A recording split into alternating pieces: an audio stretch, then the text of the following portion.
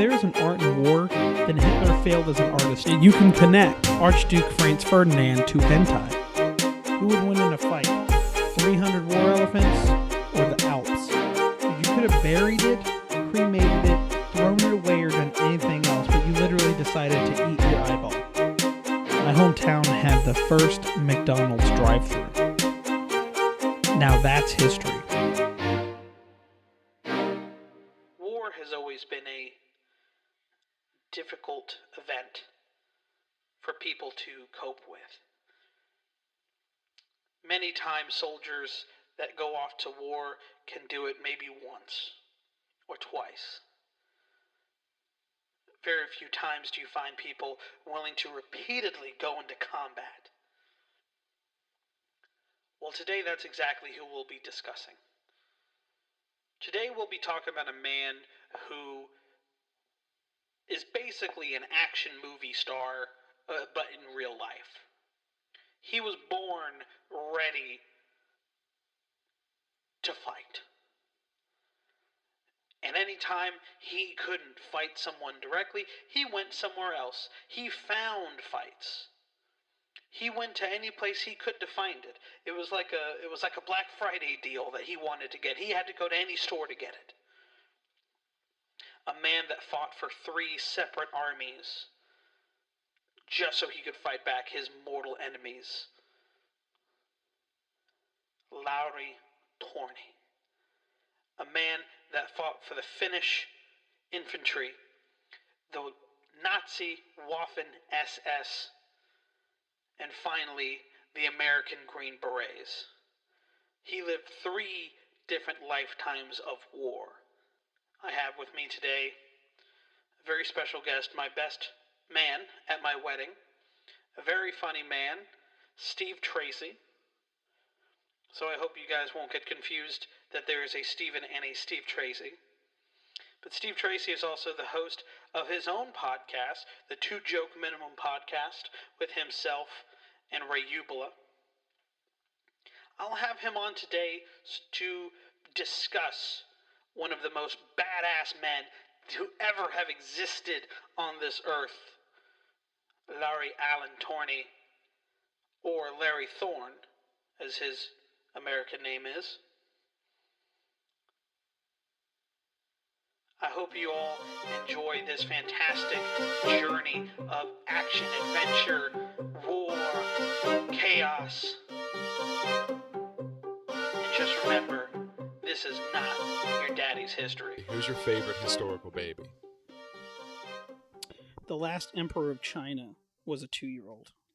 Oh, weird. Yeah. Well, maybe that's why he was the last one. You shouldn't let babies run the fucking country, I think. It was very argued that he probably shouldn't have been, especially since the rival faction was the Communist Party with Mao Zedong, who was not super nice to babies, as it turns out at the end of it. So, bad choice in emperor. Yeah, it's like I get traditions are important and stuff, but like at some point you got to be like, well, maybe we should have someone else in charge. Yeah. Like this baby, not a baby. This baby didn't come equipped. This is a bad baby. This is a bad baby emperor we have. Yeah. I asked him. I said, we're running out of funds for the empire. Where should we get him? He just said, "Goo goo gaga." Like what? What am I supposed to do with that? Hey, baby emperor, there's a Mongol horde coming. What are we supposed to do? What is a baby? How does a baby sound? Gaga. Boobies. Send the Mongols boobies. Per emperor's decree. Give them all the boobies. All right. What are we talking about today? I don't know, man. This is That's your right. podcast. That's right. This is a Doomed to Repeat podcast. Thank you very much. You got to change that name for coming in. What I got to change it? I like it. It's not a good name. It's a good name when looking at the context of what it is, because where it comes from is we all know where it comes from. No, the phrase is is those who do not study history are condemned to repeat it, right? However, I argue that we have been studying history since ancient Greece. Okay. There was a Greek man that became the father of history. Okay. And he would go around town to town, literally just writing down people's history to put it into a book and be like, these are these people's history, right? That was back in like 400 BC. So we've been studying history for that long, and how many fucking times has it repeated itself? All the time, every time. Yeah, I mean, sure, it definitely, like, things definitely happen again, but isn't this supposed to be like a funny podcast? Well, sure, it's a funny podcast. It's kind of a heavy name for a funny podcast. It's fine. It's a fine name. It's a strong name. I don't think it is. For a strong podcast. I don't think it is. That will rule China when it gets older. This is going to be the 2-year-old emperor baby of podcasts. You're gonna let down an entire country, and no one's even gonna remember your name. That's fine. I mean, do what you want, obviously, but I'm telling you right now. Thank you. What a perfect first guest to have on, Steve Tracy, someone that belittles the name of the podcast. I'm trying to help. I'm just trying to help you. Would you rather Listen, me man, be like, I already have the trademark on it. Okay, I've already put it through the offices. Yes, I trademarked. I have a patent on it. Okay, that's not what you do with a patent. Well, I've made an energy drink called Doomed to Repeat energy drink. So I've already have the name on there. The label's already made. Okay, they're being shipped out tomorrow. I can't change the name now. All right, we're stuck with it. You're a bad businessman. Don't do things like that. You're wasting money. You could call it like a little bit softer history. A little bit softer. Yeah. Softcore. Softcore history. It's history with its clothes on. History with no dicks. You know what my favorite historical fact is? Is that Ronald Reagan invented the OTPHJ, or for the layman, over the pants hand job. What? Ronald Reagan. Ronald Reagan created the over the pants hand job? The president, yeah. Who gave who the hand job? Well, so he came up with the concept, but he's a leader, so he delegates. Oh. So he told Nancy Reagan to rub him off. To rub him with some friction. Yeah. Over the pants. Hey, Nancy. He's a busy man. He doesn't have time to take his pants off just to, I need you to warm up this Cold War. That's good. You're gonna be good at this. See, I told you. We're having fun. We're having fun already. Do you feel doomed? We're having fun. But if the point is to not feel doomed, why'd you put doom in the title? All right, Steve, are you ready to get to talk about what we're here to talk about? Yeah. Because unlike what it looks like with the past 5 minutes that just occurred, we actually have a topic to talk about today. Let's do it. That topic? So you have educate me. You have a history of the armed forces. You were in the Army for a few years. Yeah, a little bit. Do you know what Arlington Cemetery is? I am familiar with Arlington. So Arlington Cemetery is a piece of land, for those that don't know, that was originally owned by Robert E. Lee, or his family. And during the Civil War, the government took it. They like to do that. Yeah, they took it, and to give a big middle finger to Robert E. Lee, they made it a cemetery for those that died in Gettysburg in the Civil War. Oh, so that's when it started, was Gettysburg. Yeah. Okay. So they took land owned by Robert E. Lee and put in Union soldiers' bodies on, like, their family land. Mm-hmm. Just to be like, fuck you. But then eventually Arlington would go on to be a burial place for various, soldiers from any conflict. World War I, World War II, Vietnam, senators, JFK is buried there. Right. A bunch of senators, basically just high political or military figures in American history are buried in Arlington. Mm-hmm. So what if I was to tell you that there was somebody buried in Arlington that died in a war, or was in a war, that didn't even involve America? I would think that's a little strange. A little bit strange, right? What if I told you that there was a Nazi SS officer buried in Arlington? I would say, I think you're wrong. Now, what if I were to tell you that there was a Green Beret that died in Vietnam in Arlington? I would say that sounds correct. That sounds correct. Yeah. Well, I'm gonna throw you a curveball right now, because those three are 100% real, and they're the same fucking guy. You're fucking with me. I am not fucking with you. You're pulling my arm. I am not. Today we will be talking about Lauri Torni, his Finnish name, or as he changed his name in English or in American, Larry Thorne. We speak English in America. Well, yeah. I know. Well, I was trying to remember what the phrase was. It was anglized. Is that what it's called? When it comes from like. Oh yeah, maybe. Yeah, because it's like Anglophone. Anglophone. Yeah. With something like that. It's English speaking. But yes, we will be talking about the man that fought in 3 different wars, Lauri Allen Torni. So he was an SS officer. Mm-hmm. He was a Finnish infantryman. Yes. And then a Green Beret. Mm-hmm. All in one lifetime. How do you do that? Well, let's get into it. Tell me. I'm interested. I have some notes because people like him are so goddamn fascinating. You can't just watch a YouTube documentary and go off it. You have to actually take notes about this. Yeah, it sounds like there's a lot happening there. I'm curious. And he went by Larry Thorne? Yes, eventually, yes. His name he would eventually go by Larry Thorne. Mostly because he didn't think that Americans would be able to figure out Lauri Torni. Lauri Torni. Yeah, Lauri Torni.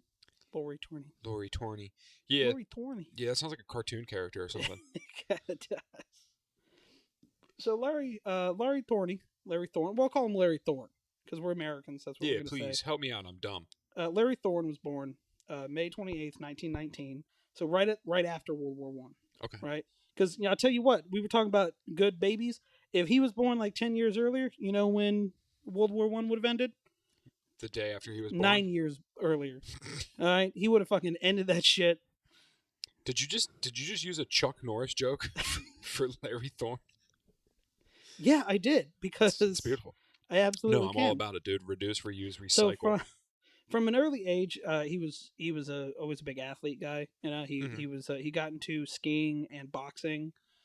He actually was friends with a future gold Olympic medalist in boxing in Finland. Like they would literally just like hang out and punch each other on their free time. Yeah, that's what boxing is. And you can do that in Finland because it's cold, so you're numb, so you don't feel anything the whole time. You can just pummel each other. Mm. And in 1938, he joined the Finnish infantry unit. Now, what was fascinating was that he didn't actually join the main infantry. He joined the reserves. Okay, that's what I did. That's what you did. Yeah. There you go. So you are automatically connected to Larry Thorne. Wow. Well, it wasn't the reserves. I was in the National Guard, but it's a similar concept. It's you're a part-time soldier. You're technically a militia. But he began training, and eventually what happened was in Finland there began what was called the Winter War.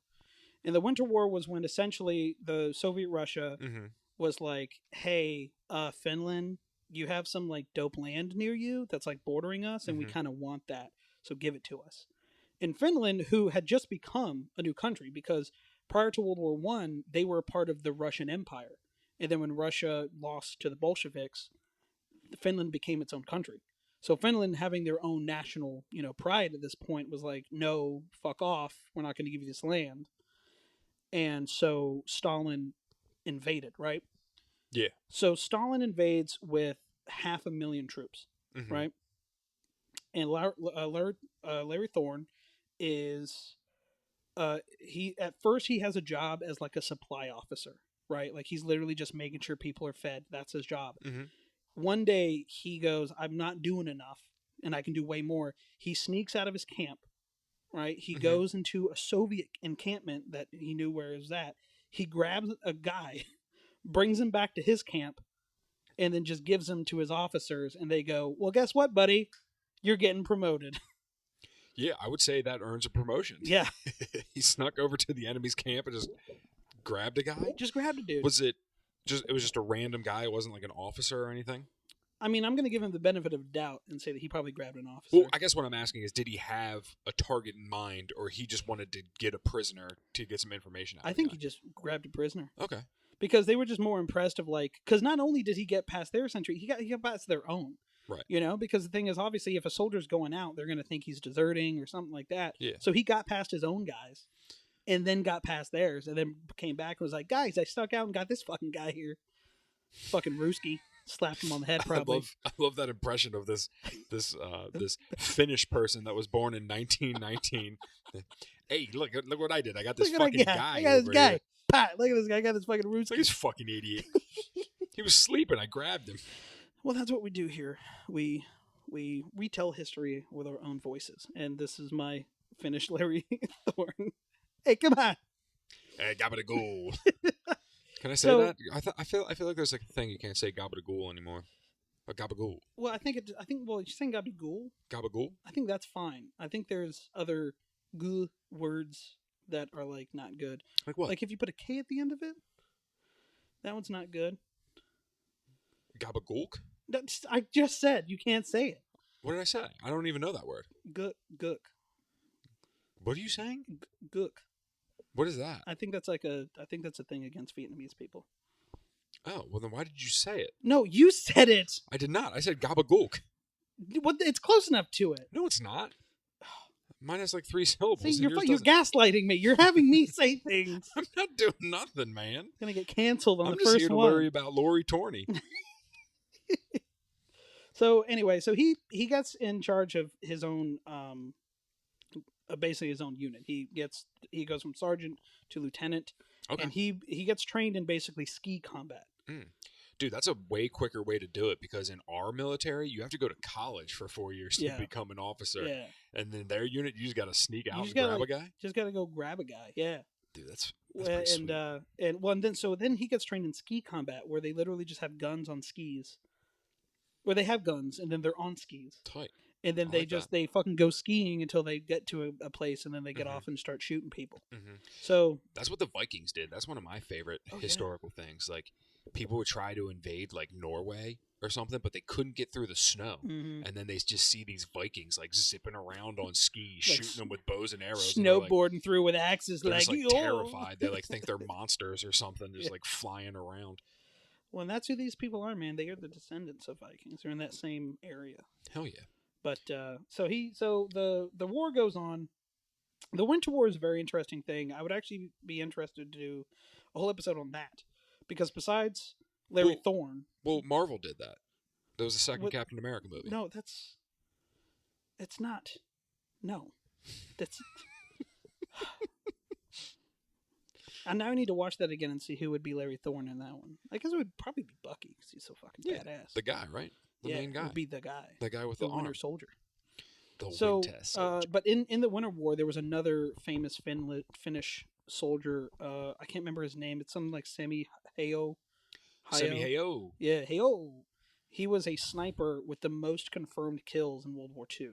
Sounds He like had 600 kills. sounds like a three- guy that hang out with like the Rat Pack. Semi Hayo. Yeah, like he would fill in when one of them got sick or something. Like, Hey, all right. Sammy Davis is out, so Yeah. now we got That's who I was looking for. now we Sammy got Davis could Sammy make it tonight. Hayo. This Sammy Heyo. Well, and he actually was shot in the jaw, and his jaw became like disfigured, like That's terribly. rough. So he would not be a good face for the Rat Pack. I don't think. Yeah. Well, what happened to his face? Like his. So was- so he he was was just so missing he part was of a it? sniper, and he would oftentimes, because he was so deadly, the Russian army, who had their own snipers, would send them after him. Mhm. But he had a cool trick where he would put snow in his mouth, because when he breathed, you wouldn't see the air, like you wouldn't see the breath. Dude, that's clever. Yeah. So what he would do is he would sit, and if he knew there was a sniper, he would just put ice in his mouth and then look for the other sniper, and he would see them breathing and then pop him off. Damn. Eventually, he was shot, and he was shot with a sniper, and it went through his face. Oh, like this one? Yeah, and it like messed up his jaw. But yeah, he was a badass guy. So that's the thing. The Winter War is so fascinating because you have guys like Larry Thorne out riding skis, shooting Russians, Mm-hmm. blowing shit up from behind the lines, like they're like guerrilla fighting. Right. You know, and the Winter War was so bad for the Soviets because they didn't have good generals to lead them. So when they went into war, ironically, they didn't have winter clothes. So that was one reason why they were so deadly. Like the Finnish people would wear white clothes to blend in with the snow, and the Russians were wearing brown coats. Oh, I see what you're saying. I thought you meant winter clothes, like they didn't have like jackets or something. Well, I'm they like, didn't. They didn't have good ones because that was the thing, is they didn't have very good ones. So they Yeah. would still freeze to death. Yeah, Russia. Like, have they ever had anything good? I feel like only through desperation is the thing. They literally get into like the last point where like they're about to just lose it all, and then they get like one last hurrah. yeah, And that's they're what able they to come have. back. Like they have like some chutzpah, Yeah, you know, yeah, because like I don't know if this is true. I only know this from like the original Call of Duty. But if you remember, the opening level is you're a Russian guy, yeah. and the guy just hands you ammo, and he says, "Follow him," the guy with the rifle, and when he dies, you pick up the rifle. Oh yeah, that was absolutely true. That was That true. was absolutely true. Yeah, because what they would do is they would take prisoners or new recruits, and they would be the ammo guy, Mm-hmm. and then they would run them first, and then run the elite guys. So they would get shot, and then when they would go down, they'd pick up. Like if a guy with a rifle got shot, you got to pick it up. If a guy with ammo got shot, you picked up the ammo. But like they were brutal with their tactics. Yeah, But they had the people to do it. They absolutely, like, that's the thing, is they have the population. Because But just because you have the population doesn't mean that's a good idea. Like that's not a good way to develop a military. well, talk to Stalin. You know, he's the guy to talk to. Get him on the phone. But so I got a it couple would words for get that guy. so cold in the Winter War that the German soldier or the Russian soldiers would freeze, like they would just die, Mm-hmm. and then the Finnish people, Like in place. yeah, like they would die, right? So they'd freeze, and the Finnish people were so fucking pissed off with the Russians, they'd pick them up and just plant them in the snow. So there's like bodies, like frozen Russian bodies sticking out of the snow, and they would put them as like landmarks. Like if they knew like the Russians used a certain like track Right. to pull supplies or do Yeah. like recon, Uh-huh. they would just put their bodies up. That's terrifying. It's absolutely terrifying. But the thing is, there's so many pictures of it. Like Oh you my can look God. up frozen bodies in the Winter War, and they would just do that shit all the time. It was fucking amazing. That's so terrifying. So the Winter War goes on, and the Finnish people lose, I think, about 20,000 people. The Russians lose, like, some accounts say like 100,000. Some say like 250,000.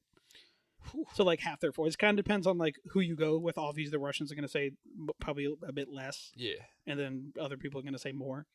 But so what happens is that eventually Russia wins, because you can't win a long-term war with people that can just keep throwing bodies and stuff.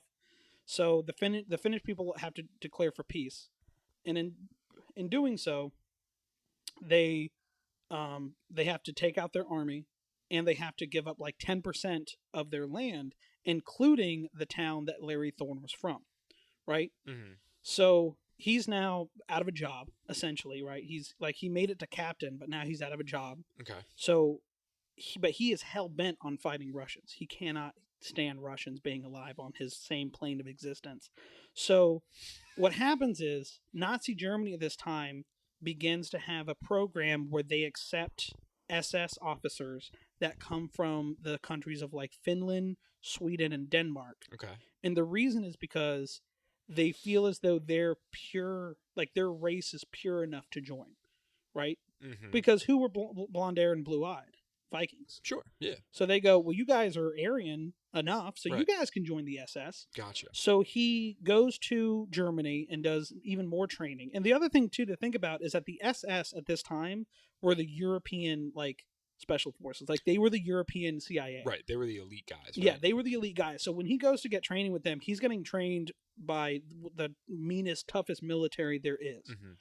So he's like, I don't care what these people are about as long as they let me kill Russians. that's exactly what it is. That's his whole mentality. People will look at him, and obviously this is now a stain on him, right? Because the thing is that he was just a warrior. He didn't care about the politics. Right. He didn't care about German politics and the Nazi Party and Hitler. He was like, I just want to kill Russians. My country's not doing it.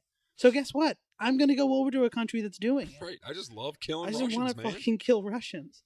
So he goes to Germany and he gets trained. And then what happens is Finland goes into what's called the Continuation War. It's basically Winter War II, Mm-hmm. Winter Boogaloo, whatever. I wrote that down. I was so happy with that joke. Winter Boogaloo. Winter Boogaloo. Yeah. What is Winter a Boogaloo? It's a dance. It's a fun time. Oh, And that's what was going on.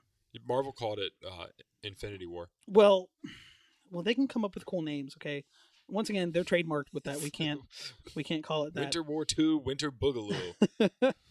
But so the continuation war was basically just the Winter War II, and but what happened was now Finland was getting aid from Nazi Germany, and so they go back to war with Russia and they retake their land. Mm-hmm. Well, obviously during this time though, World War II was happening, right?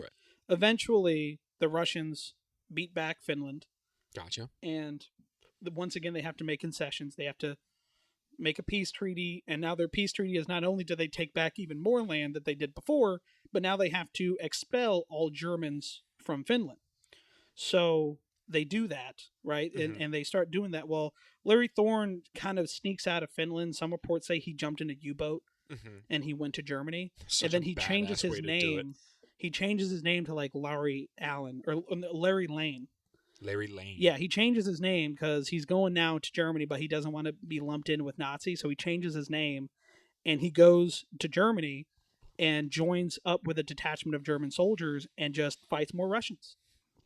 And he fights them up into the point where Germany's like basically about to surrender, but he decides getting caught by Russians is a terrible idea, so him and a couple buddies go the other way and get captured by British. Well, yeah, I mean, yeah, you gotta pick your battles there. Like, who would you rather get captured by? The crazy people that live in the frozen northern tundra, or like some guys that drink tea? Well, and that was actually during the very last days of the war. That was actually a very common thing, where like soldiers from the east fighting Russia would literally desert just to go west and get caught. They'd be like, because if they know if they get caught by American or British forces that they're going to be fed. And they're going to be safe. If they go to Russia and they get caught by Russians, they're straight to gulag. The Russians don't even care about their own people. No. Like, so why would they care about the people that they want to kill? Exactly. So yeah, they're getting straight to gulag, straight to Syria. Goodbye, Brussels sprout. You are going to frozen tundra land. So he just hopped in a U-boat. He's like, do I have? Can I get in? Can I squeeze? Thank you. And then just got in. I don't know how Finnish people sound. I liked it better when you were doing the like, hey, what are these fucking Russians doing over here? Hey, come on, let me get in that U-boat. Move over. Come on, get out of here. And they just jumped in. Hey, Vlad, suck it. He like cracks their skulls together or whatever. Screw you, Olag. So, at this point then, now Germany's defeated. He's been arrested by the British. He gets sent back to Finland. But when he goes back to Finland, oh no, I'm sorry. I'm forgetting because he gets arrested. He escapes. He gets arrested and escapes. So now he's a fucking convict he's a fugitive. He's on the run. He's looking for the guy that murdered his wife with one arm. Dude, that's awesome. So he's like this international fugitive right now. He can't go back to his home country. He's a former Nazi, so the entire world hates him. Yeah. And he's just escaped prison. Yep. So he goes back to Finland, but what happens is after he stole the U-boat and went back. He's like, guys, I brought a U-boat. And they're like, hey, but as it turns out, the government that is now in Finland is now heavy like Soviet influenced, and they're actually cracking down on people that went to go fight for Germany because there was actually a good amount of Finland soldiers that did that. So. He comes home, and he's not hailed as a hero. He's hailed as a villain. So he actually gets arrested by Finland, and then he tries to escape again, and then gets caught. And eventually, after a couple years, he gets pardoned because eventually the president of the country kind of cuts more ties with the Soviet Union, and they pardon him. Okay. But yeah, like for a while he was just like in jail. Because they didn't like he fought with Germany. The pattern I'm picking up on is that this Larry Thorne cat, he's a sneaky guy. He can sneak past his own guards. He can sneak into other camps. He can steal people and then sneak them around with him. And he can break out of prison. He's stealing U-boats. How did he wasn't a sniper. How did he like fight? So he was a reconnaissance or a saboteur. That's what I did. That's what he did. I was recon. I wasn't very sneaky though. I can be sneaky when I want to be. I got big feet. You're a tall person. And also, you'd be very difficult. I'm a little clumsy too. I end up like bumping my knees into stuff all the time. And it's not very sneaky when you're like hopping on one leg going, ow, ow, ow. But that is the funniest way to get caught during a sneaky mission. Stubbing your toe. Yeah, just as I just met a soldier like doing patrol, and then he just hears, "Oh, fuck, damn it!" It just turns around and see you holding documents. And, I'm like, I'm gonna put these down. You can take these. I'm gonna bye. Oh, sorry guys, you call me. Yeah, no, well that was what he did. That was what he did during his time with the SS. Was he would just go behind enemy lines and recon, and then destroy enemy supply lines and stuff like that. Like he would just go in and do like guerrilla fighting and shit. Gotcha. So now he's in Finland, but I think he escapes to Sweden because nothing's formed there. So he escapes to Sweden and eventually gets on a merchant ship and starts going to different places. Well, he ends up in South America because a bunch of Europeans after World War II went to South America, including Finnish people. I heard that. And he meets with a buddy of his who can get him on a ship that goes towards America, right?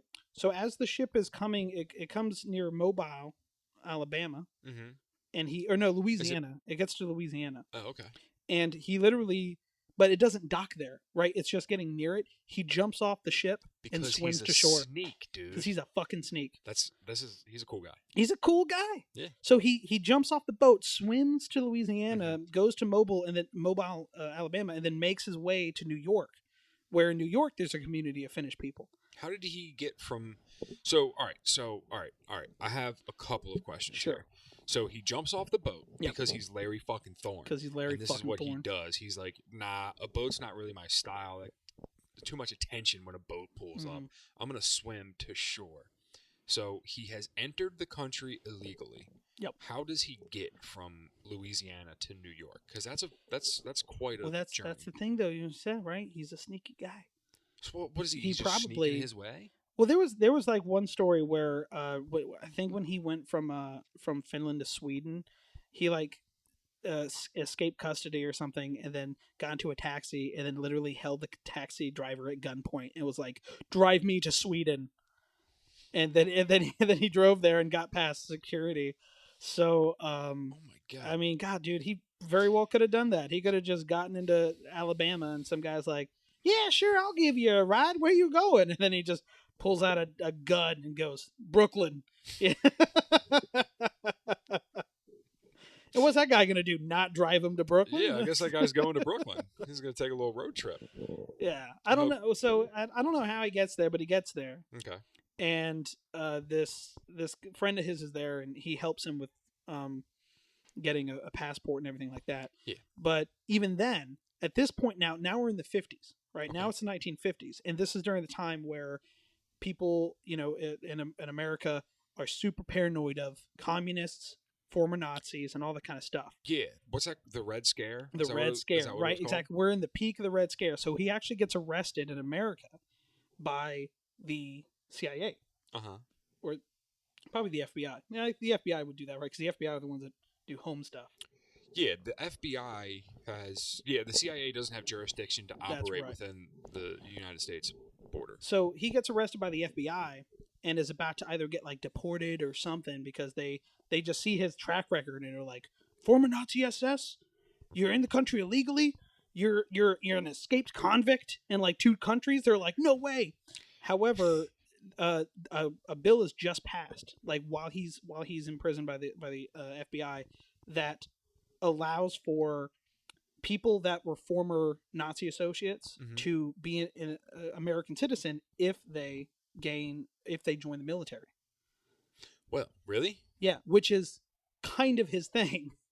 That seems pretty insane. Right. Like, we were just letting Nazis join the military? I know we stole, like, all of their scientists because we had to get to the moon. Well, and ironically, the thing that they were looking for was veterans of the Winter War. And the reason is because this was, around this time was when they created the Green Beret. Okay. And they knew that the Green Berets were going to be people that they were going to send deep behind enemy lines. They figured if a war occurred, they would be fighting people like Russia. So they'd be fighting in cold areas, maybe, or like I said, anywhere in mountains and marshlands, anything like that. So when they saw that he was in the Winter War and that his track record in the military, they were like, "Guess what? You can be in the military." And he was like, "Sure, I'll do it." Yeah, But that's what once he does. again, he has to start from the bottom. So he joins the army as a private. At this point, he's like 34. He's been in 2 wars. He was to be a private. he was a captain. Now he's a private. That's kind of ridiculous. What? So, did they promise him like Russians to kill? They're like, oh, for sure. Well, and I think that they did that to him because they felt like they had to, but also to just kind of maybe gauge him and kind of see like, are you willing to be an American soldier? Like, what are you going to do? You know what I mean? Like, are you just here to get citizenship? Are you here to do something? Are you really an American? Do you actually want to be an American, or are you actually a communist spy? Because the thing is that the common age for recruitment at that time was like 18 to 19. Right. So you had this like 34, 35-year-old guy, but he came in and was just like blowing everyone out of the water. You know what I mean? Like he tested for everything, jumping out of planes, subterfuge, like everything. He blew all that stuff out of the water. Right. And he does eventually become I think a captain again, and he eventually gets put in the Green Beret program. So now he is a Green Beret. He gets sent on a couple missions. He gets sent to one in Iraq when an American plane got shot down, and they had like sensitive information in there. So they sent them in. They bring him down a helicopter, put him in there. He goes up, and then there's like some I guess like guerrilla fighters that are in that time. I can't remember what was happening in Iraq at the time. I think this was before the Soviet Union invaded, so I don't know what was going on. But basically, some guerrilla fighters are like around, and they're starting to fire at him. Right. But he knows that these are just ill-trained guys who don't know what they're doing. So he grabs the documents. He even grabs the body of the dead pilot who died in the plane crash, and then like gets them on board. And then just for like extra measure, he goes off and destroys all these guerrilla groups there. Just leads his unit by himself. He's with his unit. Like he's got his guys because he trains them really well. So he's just got his like unit of deadly fucking Green Berets, and they're just going around town, taking out everybody, and then gets back on the helicopter. Just like, let's get out of here. Yeah, let's go. Eventually, the 70s come, and he gets sent to, or the 60s come, and he gets sent to Vietnam, and just doing the same shit. Just he's training troops on how to fight like him, trying to be a badass. He's probably disappointed the whole time because no one can be as badass as Larry fucking Thorne, right? And at this point too, he is Larry Thorne, because when he comes to America, that's when he changes his name to Larry Thorne. Right. So he's now officially this is his final name. This is his final name. His final. Trying to think of the word. Incarnation. There you go. His final form. Final form. Yes, his final form. This is his final form. And basically, he goes in Vietnam, and he goes on a couple missions here and there, just fucking shit up. Right. However, eventually, all has to come to an end. And Larry Thorne gets into a helicopter to go on this mission to find a Soviet camp. Okay. Right. Or I guess a communist camp, because you can say Soviet because Russians technically weren't involved in Vietnam. Wink, wink, nudge, nudge. But they were there. But they were totally there. Leave it to Larry Thorne to sniff them out. Yeah, he's like, I can smell Russians everywhere. Fucking Soviets here. So he's in this helicopter, and they find it. But then during this time, the helicopter he's in was like an outdated model. It like wasn't very good. It was kind of slow, and that day it had gotten hazy, and all of a sudden he just disappears. Nobody knows where he's at. He didn't come back to camp. They have no idea. So they assume that his plane went down. Now, how? They're not sure. So he goes missing in Vietnam. Okay. The people that he trained with, the soldiers that were with him, his commanders, are literally not convinced he's dead. They're convinced that he survived and is either just living out in Vietnam, killing people, or that he's even possibly left the country and joined another army to go fight another war. It is Larry Thorne we're talking about. All of these things are possible. A year later, the U.S. Government declares him and everyone in that helicopter to be MIA, but literally after that, like at the year anniversary, all of his soldiers raise a glass to him and go, "Wherever you are, man, keep giving him hell, and just keep drinking to him." It wasn't until like 30 years later, in like 1990, where they found the plane crash Mm-hmm. and they found his remains. So he did die in that plane crash, unfortunately, unless he just replaced the cadaver. Okay. Just left his stuff there. Right. But they find him. He just found a body and put his tags on it or something. Oh yeah. Oh, dude, that's possible. Definitely what happened. They didn't do any DNA testing or anything? No, they confirm? did. They confirmed it was him.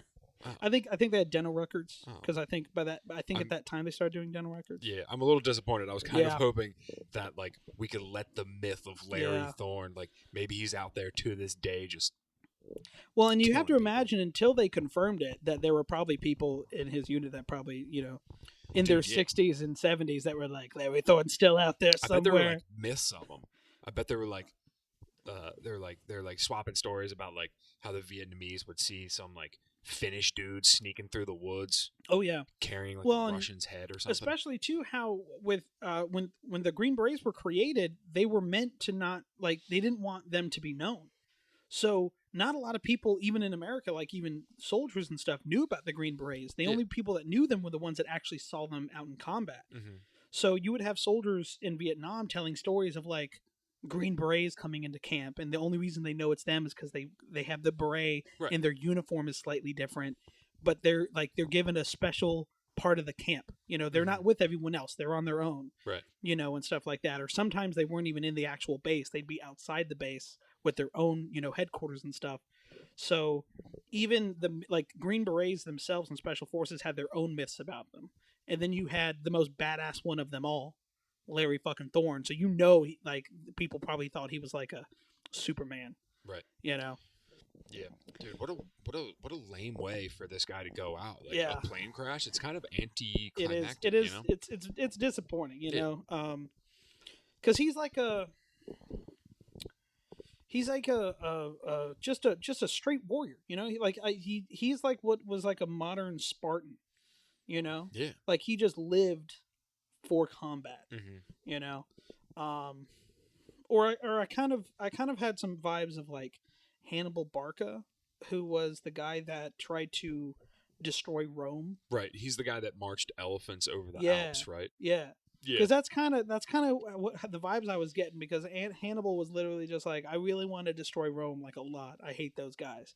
They're like, well, we can't go this way because they have a bunch of armies there we can't beat. And they go, all right, what if we just go through the mountain? Right. What if we march elephants over mountains? So I'm pretty sure that will kill like a third of our army. He's like, will we have enough to kill Rome? I think so. Yeah. Well, then let's do it. Like he was just willing to do whatever it was. That's what Larry Thorne was. Mm-hmm. He's like, I just really want to kill Russians. Yeah. Well, our country is not killing Russians right now. Which one is? Because I'll just go over to that country. I'll just go to the country that is killing Russians. I will just go to that country and just murder anyone that I can. Dude, there's just that type of dude. They just pop up. Like that's just a person that exists in the world. Like there's a lot of those guys. That's pretty much every Special Forces guy. Mm-hmm. They're just like, oh, I just want to kill, fight, dudes, just fuck people up. Yeah. Well, and yeah, so he gets found and his body is now buried in Arlington Cemetery. So if anyone is in the DC area, I have actually not been there yet, but like the main reason I want to go to Arlington is to find his plot. Because I don't even think on there they even mention, like they just mentioned he was a Special Forces. They don't mention that he was in 3 different armies. They didn't put that he was an SS officer. No, I don't think they put that one on there. Damn. Amazingly, they would not put that one on there. And Larry Thorne falls under a category of historical people or historical moments that I put under awesome, amazing badasses that will never get a Hollywood movie. Probably not, dude. The Nazi thing. It really dampers it. Yeah, it really dampers it. It really makes him like kind of a villain. Like people really hate it. Like having you explain it all to me, like I can kind of see it from Larry Thorne's point of view that like he just hates Russians. Yeah. Like they were fucking with him ever since he was a kid. They were like the big bully on the Eastern Bloc. Damn, that was a good one. That was good. That was good. That's a good one. The bully on the Eastern Bloc. I'm keeping that. So yeah, I could see why he would want to go out and just kill these people. Like, but obviously, America's very sensitive. Yeah. We're not going to make that movie. Well, and that's and that's the thing that's just the unfortunate part about it is like you could make a really good movie about him, and if you could get over that, and certainly that part of his life does not come without controversy because, like I said, there are people in Finland that look at his time working for the SS, and some of them have wrote books on him possibly being part of a Nazi like underground movement that was in Finland. Because obviously when the Nazis kind of got some of their feet in Finland, right? Because they never took it over. They just kind of like I said, they allied with them during the Winter War, or not the continuation war, right? So they had some influence with them, but they never had any power over Finland.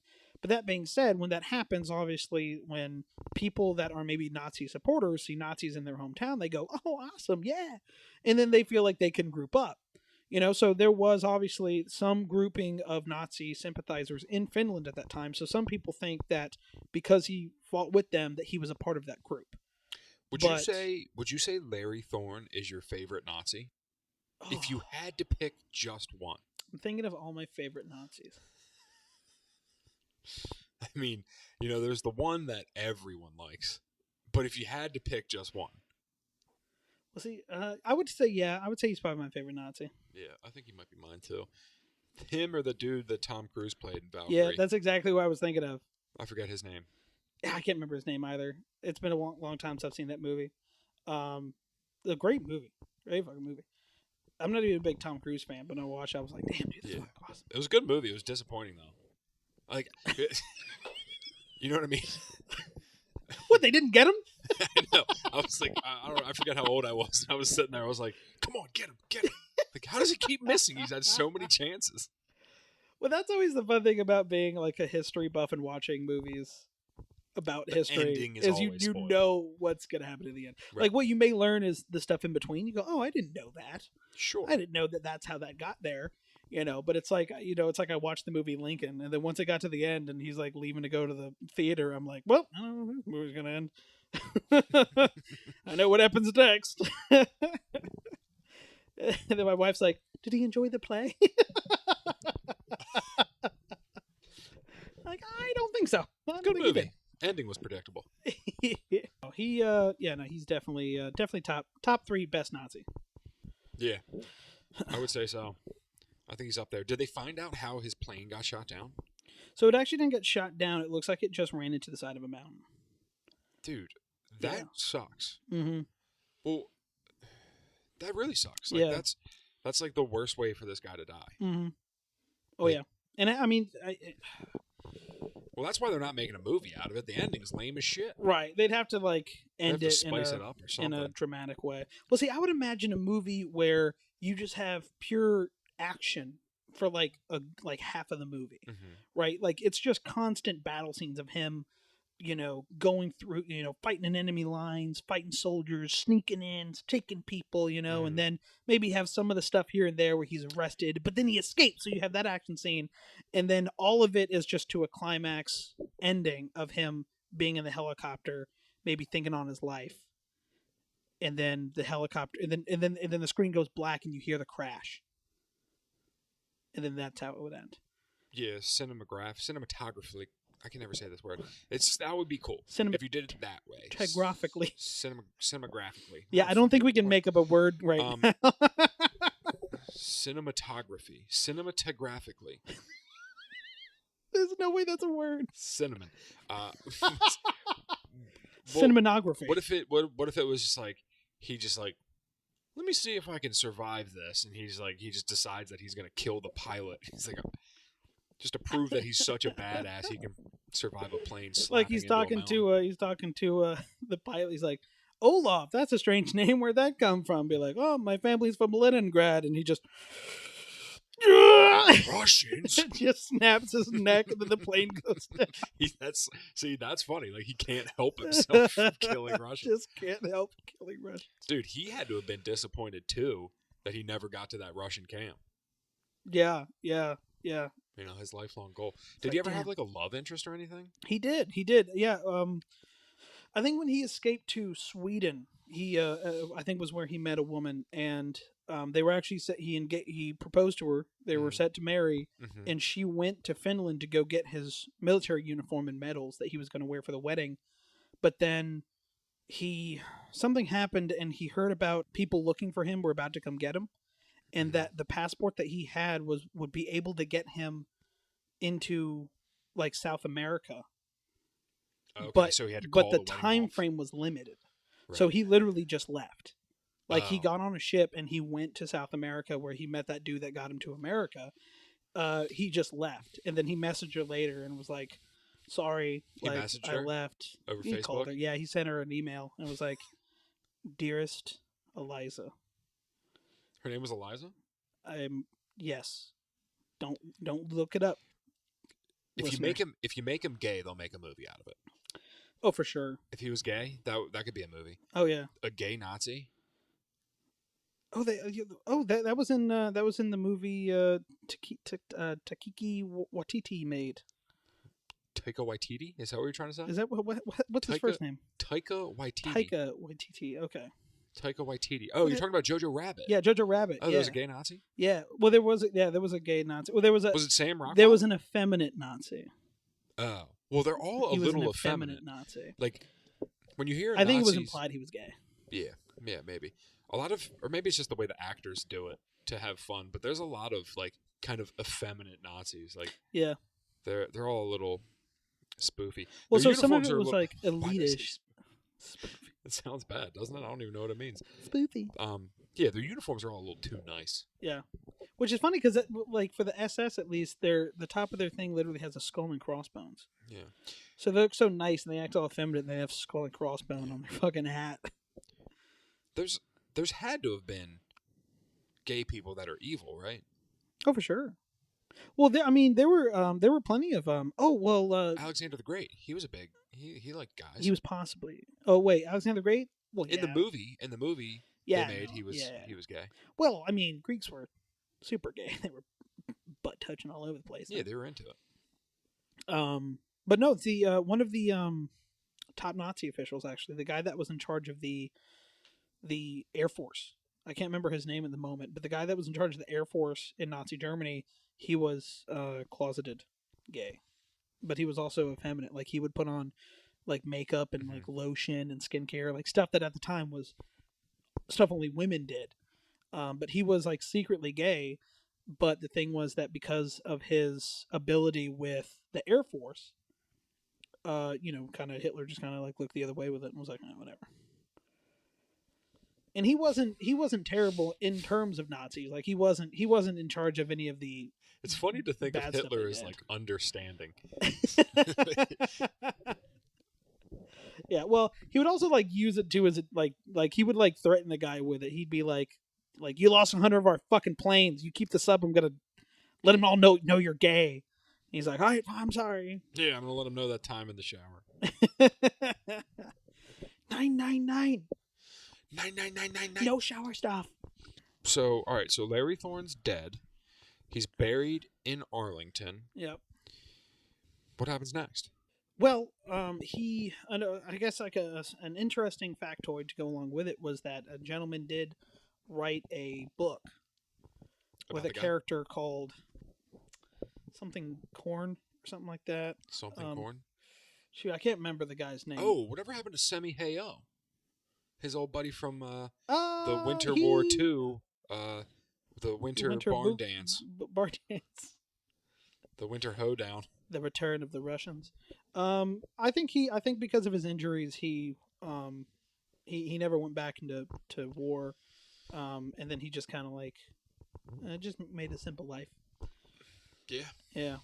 Just decided to retire with his mutilated face. Yep. Super mutilated. I wish he had kept on going, dude, because that'd be terrifying. Yeah. If you were like, you just had like a destroyed face, but you were a lethal ass sniper. Yeah, it would definitely be the scariest thing to come across to see. Like, as a sniper, you're like looking and you see his face. That's the last thing you see. Yeah, you're just like you see him through your scope, and it looks like a skeleton's about to shoot you. Yeah. That'd be Well, terrifying. and he had like one eye too. He had like one eye, and then his jaw was all like. Oh shit! Like, do you know how John McCain had that kind of that side jaw thing from when his jaw never healed? People Yeah. always said he looked like he had a jawbreaker in his mouth. Uh huh. It was kind of like that, except it was even bigger. Wow. Like his whole jaw that was like jutted out. Wild. Yeah, it was crazy. But so the book that the guy wrote, it was about a Green Beret guy. The character is based heavily on Larry Thorne, Mm-hmm. right? Eventually, that book would be used to make a movie, and the movie would feature the Duke, John Wayne. Oh wow! What was Yeah. the movie? I think it was called The Green Beret. The Green Berets about Larry Thorne. Well, in a way, yes.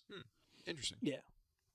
So that is, so he lived on in some way. So there is somewhat of a movie with him, with the Duke John Wayne. So Larry Thorne, I wonder if that's where he got Pilgrim from. I wonder if Larry Thorne would say that. He would call people Pilgrim. You think? Yeah. You think because he traveled around so much? Yeah. It was like his way of being like, "Hi, what's up, buddy?" Hey, Pilgrim. Yeah, like that. That'd be the going on, last thing a Pilgrim? Russian would hear. Like a Russian would just be in camp and they'd be Howdy, like, Pilgrim. "What?" And then slit his throat. Be a terrifying thing to have whispered into your ear right before you die. Hey, Pilgrim. Hey, Pilgrim. Oh, dude, yeah, because he's like sending them on their final journey. To the new land. Yeah, tell me what it's like when you get there. Let me know what the new lands are like. Ooh, that got dark. But we are talking about a guy who spent quite a few decades just murdering Russians. Just murdering Russians. Some of it for America. Some of it for America. Some of it for the Nazis. Some of it for the Finns. I kind of like the sound of the Finnish but armies. also for everybody. You're going to have no following in Russia. Not a single Russian listener. The one listener I'm going to get from Russia is going to be a Russian hacker, and I'm just going to get an email with "You make wrong enemy. We hate Larry Thorne." Yeah, wouldn't that be funny as shit if he was like a national villain over there? Like everybody knew to hate Larry Thorne. Well, during the continuation war, they actually put a $3 million Finnish dollar on his head. They hated him so much they put a bounty on him. Wow, that's pretty. Yeah. How many people do you have to kill to get a $3 million bounty on your head? A lot. You got to be a badass. Yeah, you gotta have to be a bit of a badass. Because Dude. not only is it that he's killing them, they can't catch him. That's the thing. Is none of the stories that I've read about him, they ever even got close. Right? Dude. He was never captured by Russians and escaped. They couldn't even get him. He's got to be walking around with like the biggest, baddest attitude, like just dick swinging energy. Just like, yeah, there's a $3 million bounty on my head because I've killed so many Russians. Well, and apparently too. And also, that's really impressive because 3 million is the entirety of Russia's GDP. That's true. They were like, "We will give you 99% stock in Russia if you just kill that fucking guy." Well, and just have the apparently, country after from that. the people that knew him, he said he was like a very respectful and calm guy. So what you actually had was you had a guy who was very "Oh, thank you very much for coming," and "Oh, thank you so much. I'm so glad to meet you." He was a And good then- tipper. And then someone says, "Modoshka," and he's just goes blood red, just fucking goes off, murders the guy, and then comes back and is like, "I'm sorry. Do you have a restroom I can go clean myself up in?" Well, yeah, a man's got to have a code. That's Treat everyone with respect except Russians. except Russians. You murder those motherfuckers. Except those goddamn communists. Badass. Badass guy. R.I.P. All right. Well, I think we have talked about Larry Thorne all we can, and so I think that ends the first episode of the podcast. Yay. Thank you so much, Steve Tracy, for coming on here. Yeah, man. Thanks for having me. This is fun. And, everybody, thank you so much for listening to the podcast. You can find us on Facebook and YouTube and Reddit. So go ahead and give us a like, a subscribe, and if you have any suggestions for any topics we should cover, go ahead and give us a suggestion in any of the comment sections. Thank you so much, and we'll see you next time.